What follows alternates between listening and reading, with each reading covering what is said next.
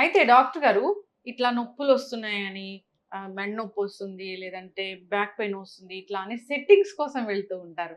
కొన్ని కొన్ని దాన్ని ఆహ్, ఆ! కైరోప్రాక్టర్. వాటి కోసం వెళ్తూ ఉంటారు. అంటే ఈ ఏముందంటే ఈ కా ట్రీట్మెంట్ కాస్ట్ అమెరికాలో చోట్ల చాలా చాలా ఎక్కువుంటుందండి. ఈవెన్ అమెరికన్ సిటిజన్స్ కూడా వాళ్ళు ఎంత వెళ్ళమన్నా కూడా ఈ టెస్ట్‌లకే వాళ్ళు కొన్ని నెలలాగాలి. హ్మ్. ట్రీట్మెంట్‌కి కన్సల్టెంట్‌కి అపాయింట్‌మెంట్‌కి 3, 4 నెలలాగాలి. సో, ఈ మీన్‌వైల్ స్టాప్ గ్యాప్ అరేంజ్‌మెంట్ లాగా ఈ ఫిజికల్ థెరపీ, కైరోప్రాక్టర్ అనేది బాగా పికప్ అయిందనమాట. నాకు పర్సనల్ ఎక్స్‌పీరియన్స్ లేదు గానీ, కొంతమంది అంటారు కైరోప్రాక్ట్ చేయడం వల్ల నేను బాగున్నాడు. వస్తుంటారు కదా! ఈ మధ్య హ్మ్. ఎక్కువగా ఇక్కడ ఉండేవాళ్ళు హ్మ్. చాలా మంది తల్లిదండ్రులు హైదరాబాద్‌లో ఉంటారు కాబట్టి, ఇక్కడ తెలుగు రాష్ట్రాల్లో ఉంటారు కాబట్టి, వాళ్ళు అక్కడికి వెళ్ళి నాకు నడుము నొప్పి వచ్చింది ఇక్కడ చాలా మందులు వాడాను. ఫిజియోథెరపీ చేశాను. ఇంజెక్షన్ ఎందుకు తగ్గలేదు. అక్కడ ఈ కైరోప్రాక్టర్ దగ్గరికెళ్ళాను. హ్మ్. అదేదో సెట్ చేశారంటుంటారు. హానెస్ట్‌లీ స్పీకింగ్ నాకు దాని గురించి పెద్ద నాలెడ్జ్ లేదు గానీ, హ్మ్. అది సైంటిఫిక్ ఎవిడెన్స్ ఉందా అంటే నేనైతే లేదనుకుంటాను నేను. ఓకే. సెట్టింగ్స్ అంటే దాని బదులు హ్మ్. చక్కగా మంచి ఆహారం తీసుకుంటూ, డిసిప్లిన్డ్‌గా ఉంటూ, హ్మ్. మందులు తీసుకుంటూ, వ్యాయామాలు చేసుకుంటే దానికంటే ఇది బెటర్ ఏమో అని చెప్పి నా ఒపీనియన్. హ్మ్. అంతే. అండ్ ఈ మధ్య కాలంలో హైదరాబాద్‌లో కూడా ఈ కైరోప్రాక్టిక్స్ మొదలైందండి. ఎక్కువైంది. ఎక్కువైందండి. హ్మ్. చూసి అప్పుడప్పుడు కైరోప్రాక్టర్ దగ్గరికి ఎక్కడికెళ్ళినా హైదరాబాద్‌లో అంటుంటారు. హ్మ్. ఇక్కడ షాక్ అనమాట. హైదరాబాద్‌లో కూడా వచ్చిందా అని చెప్పేసి. హ్మ్. అయితే ఇప్పుడు మోకాలు నొప్పుల సమస్య గురించి మాట్లాడితే డాక్టర్ గారు, మీరు ప్రాక్టీస్ మొదలుపెట్టినప్పుడు ఎంత ఏజ్ వాళ్ళొచ్చేవాళ్ళసలు? అప్పుడు యూజువల్‌గా మోకాళ్ళ నొప్పులంటే 60 సంవత్సరాలు, 70 సంవత్సరాలు ఉన్నోళ్ళు వచ్చేవారండి. ఇప్పుడు ఏమైందంటే ఇది కారణాలు 2. ఒకటి ఆ వయసులో ఉన్న వాళ్ళకి పెయిన్ టాలరెన్స్ చాలా ఉండేది. హ్మ్. అంటే నొప్పిని తట్టుకునే శక్తి. ఆ! ఇప్పుడు మన జనరేషన్ వదిలేసినప్పుడు ఇప్పుడు మనం 60స్‌లో ఉన్నాం లేక 60లో ఉన్నాం కాబట్టి పర్లే. నెక్స్ట్ జనరేషన్‌కి ఏమైందంటే కంఫర్ట్ లెవెల్స్ పెరిగినాయండి. హ్మ్. ఏసీల్లో పడుకోవడాలు, ఆ తర్వాత కొంత జంక్ ఫుడ్ తినడం, తర్వాత లెస్ ఫిజికల్ యాక్టివిటీ, ఎక్కువసేపు కంప్యూటర్ ముందు కూర్చోవడము, లేకపోతే ఎక్కువసేపు క్లాస్ రూమ్‌లో కూర్చోవడము, లేదా ఈ చిరుతిళ్ళు వల్ల అంటే ఈ జంక్ ఫుడ్ వల్ల ఊబకాయం పెరగడము, సన్‌లైట్‌కి ఎక్స్‌పోజ్ కాకపోవడం వల్ల వైటమిన్ డి తగ్గడం, వీట్ల వల్ల ఏంటంటే ఈ పెయిన్ టాలరెన్స్ తగ్గడము, వీళ్ళలో హ్మ్. ఈ హైదరాబాద్ అనేది ఇప్పుడు మనకేమైందంటే ఒబేసిటీ ఎక్కువ ఉన్న అవును. బాధ్యత ఎక్కువ ఉందండి. ఇప్పుడు చిన్నపిల్లలు ఇదివరకు హ్మ్. ఒక 40 సంవత్సరాలు వస్తే తప్ప మనిషికి ఈ పాంచ్ అంటామట పొట్ట రావడం అయి ఉండేది కాదు. ఇప్పుడేంటంటే మీకు చిన్నపిల్లలు కూడా ఎక్కువ కనిపిస్తుంది. హ్మ్. ఇంచేత ప్రతి వాళ్ళకి కూడా పేరెంట్స్‌కి వాళ్ళ పిల్లలు ఏం ఆడుతున్నారో చూడట్లా, హ్మ్. ఏమి ఫిజికల్ మార్కులో యాక్టివిటీ ఫీజులు ఉండట్లా. తగ్గిపోయింది. ఇప్పుడు అవును. చాలా స్కూల్స్ చూడండి, దురదృష్టవశాత్తు చాలా స్కూల్స్ గ్రౌండ్స్ లేవండి. అవును. ఓన్లీ అపార్ట్మెంట్‌లో స్కూల్లు, కాలేజీలు పెట్టేస్తా ఉన్నారు. మేము చదువుకునే రోజుల్లో చదువు తక్కువ, ఆటలు ఎక్కువ హ్మ్. ఉండేవి. ఇప్పుడింకా ఆటలనేది నాకు తెలిసి 1% కూడా ఉందని అసలు అనుకోవట్లేదు. ఆటలకి టైమ్ వేస్ట్ అనుకుంటున్నారు. డెఫినెట్‌లీ. హ్మ్. ఒక ఇంకా దాంతోటి చేయడం, ఈ పిల్లలకి ఫిజికల్ యాక్టివిటీ లేక స్ట్రెస్ అనేది లేదు వాళ్ళకసలు. ఓన్లీ ఆహ్, చదువు స్ట్రెస్ తప్ప ఇంక ఫిజికల్ స్ట్రెస్ లేదు. మెంటల్ హ్మ్. స్ట్రెస్ ఉంది తప్ప హ్మ్. ఫిజికల్ స్ట్రెస్ లేదు వాళ్ళకి.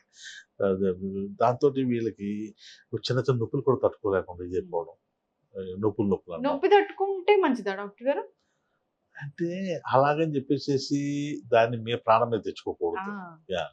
అంటే కొన్ని సార్లు మీకు నొప్పులనేది indication something going wrong. Okay. ఇప్పుడు చాలామంది నడుము నొప్పి అంటుంటారు. హ్మ్.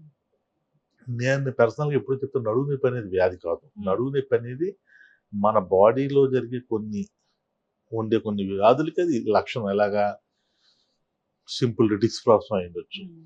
లేదా యూరినరీ ట్రాక్ట్ ఇన్ఫెక్షన్ అయ్యుండొచ్చు. స్త్రీ సంబంధమైన వ్యాధి కావచ్చు. హ్మ్. కిడ్నీ స్టోన్ కావచ్చు. ఉమెన్‌లో ఎక్కువగా యాహ్! చూస్తారు. లివర్ యాబ్సెస్ కావచ్చు. వైటమిన్ డి డెఫిషియన్సీ కావచ్చు. రొమటాయిడ్ అవ్వచ్చు. సెరమ్ యూరిక్ యాసిడ్ అంటే గౌట్ అవ్వచ్చు. లేదా హైపోథైరాయిడ్ అవ్వచ్చు. హ్మ్.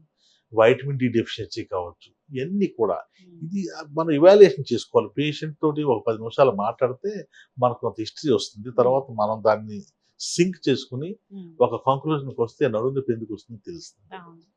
రుమటైడ్ ఆర్థరైటిస్ అని చెప్తూ ఉంటారు. దానికి మందులే లేవని చెప్తారుగా డాక్టర్ ఇది గారు? పొరపాటండి. అంటే ఏమైందంటే చాలామంది రుమటాయిడ్ ఆర్థరైటిస్ అనగానే పేనికలు తగ్గిపోద్ది, కీళ్ళవాతం అని ఆ! చెప్పేసి అంటారు. But most of the rheumatoid arthritis patient వాళ్ళకి ఏమవుతుందంటే ఇమ్మీడియట్ రిలీఫ్ రాక ఇప్పుడు ఇంతే కదా మానవ సహజం ఏంటంటే ఎక్కడన్నా ఇప్పుడు నా గురించి ఒక మంచిగా చెప్పారనుకోండి నా దగ్గరికి వస్తారు తగ్గలేదనుకోండి మీకు ఇక్కడ కాదు ఈయన కాదు ఇంకో చోటకి వెళ్ళమంటారు వాళ్ళు వెంటనే ఒక 5 రోజుల్లో వేరే చోటకి వెళ్ళిపోవడం అలాగ ఒక 10 మంది అల్లోపతి వైద్యుడికి వెళ్తారు తగ్గకపోతే వాడు వెంటనే ఈ హోమియోపతికు లేకపోతే ఆయుర్వేదిక్ యునానికో షిఫ్ట్ అయిపోతూ ఉంటారు లేకపోతే నేను ఎందుకు చెప్పాను స్టీరాయిడ్ మందులు తీసుకుంటూ ఉంటుంటారు రొమటాయిడ్ ఆర్థరైటిస్ కూడా ఇప్పుడు ప్రతి హాస్పిటల్లో కూడా డెడికేటెడ్ రొమటాలజిస్టులు ఉన్నారు వాళ్ళ పర్యవేక్షణలో మందులు చాలా మంచి మందులు వచ్చాయి సెపరేట్ డాక్టర్ దగ్గరికి వెళ్ళాల్సిందే డిపార్ట్మెంట్ ఉందండి ఇప్పుడు ప్రత్యేకంగా ఇదివరకైతే ఈ కీళ్ళవాతం అనగానే మేమే చూసేసేవాళ్ళం ఇప్పుడు మాకు ఎప్పుడైతే రొమటాయిడ్ ఆర్థరైటిస్ అని పాజిటివ్ వచ్చిందో రొమటాలజిస్ట్ కి పంపించేస్తున్నాం వాళ్ళు చూసి ఆ పేషెంట్ రొమటాయిడ్ ఆర్థరైటిస్ వల్ల ఎవరికైతే జాయింట్లు దెబ్బతింటాయో వాళ్ళు ఆపరేషన్ చేసుకొచ్చినప్పుడు మళ్ళీ మా దగ్గర పంపిస్తాం అప్పటి వరకు బాబు నువ్వు ఆయన దగ్గరే ఫాలో అవ్వ చెప్తా ఉంటాం ఎంచేతంటే ఆ రొమటాయిడ్ మెడిసిన్స్ చాలా జాగ్రత్తగా వాడాలి కొంచెం దానికి కాబట్టి నోరు పుండు పడడం కానీ రక్తం విరిగిపోవడం కానీ అని జరుగుతూ ఉంటుంది